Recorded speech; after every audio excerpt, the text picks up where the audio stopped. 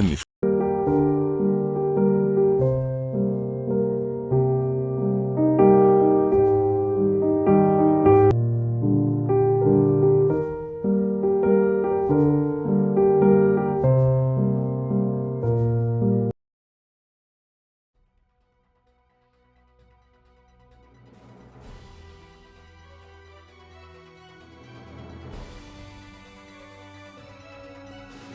إن الجزائر كانت وستظل داعمة على غرار أحرار العالم لقضية الشعب الصحراوي وكفاحه العادل، وهو نابع من المبادئ السامية لثورة نوفمبر الخالدة، ومن الالتزام باحترام القانون والشرعية الدولية والقرارات الصادرة عن الجمعية العامة للأمم المتحدة ومجلس الأمن.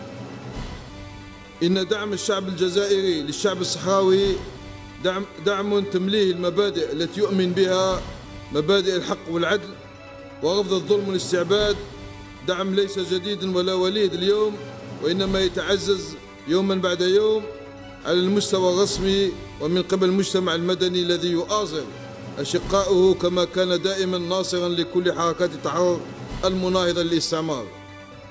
لأن الجزائر شعبا وحكومة مع حق الصحراويين غير القابل للتصرف، حقهم في تقرير المصير واستعادة الأرض وبسط السيادة، حق لا يمكن الالتفاف عليه مهما كانت الأحوال والظروف، ومهما بالغ المستعمر في النسويف والتحريف والتزييف.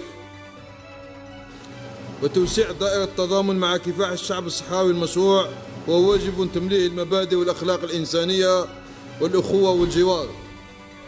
إن طبع المستعمر لن يتبدل، طبع يقوم على المراوغات ومحاولات الخداع وتسمية الأشياء بغير مسمياتها الحقيقية.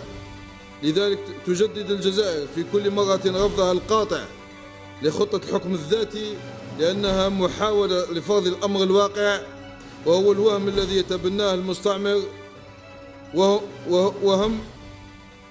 وهم ينطلي على أصحاب الحق الذي يتمسكون بأرضهم وحريتهم. وما يقدم عليه المستعمر المغربي من مناورات من شأنه أن يهدد أسس الشرعية الدولية وميثاق الأمم المتحدة.